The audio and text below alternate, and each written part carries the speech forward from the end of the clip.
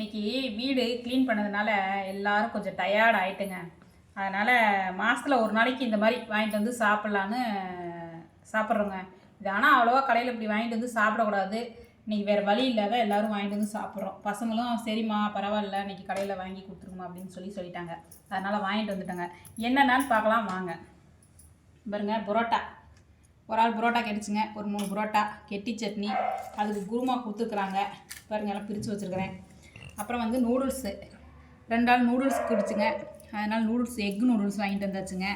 2 ஆள் ரைஸ் கேட்டாங்க, egg rice வாங்கியாச்சுங்க. Idli நான் வாங்கிட்டு சொன்னேங்க, இட்லி வாங்கிட்டு வந்துட்டாங்க.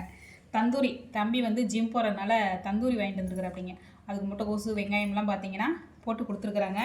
அது ஏதோ தொட்டு சாப்பிட்டா ஒரு சாஸ் மாதிரி கொடுத்துருக்குறாங்க. இங்கே ஒரு சாஸ் கொடுத்துருக்குறாங்க. இன்றைக்கி ராத்திரி சாப்பாடு நம்ம வீட்டில் இதுதாங்க.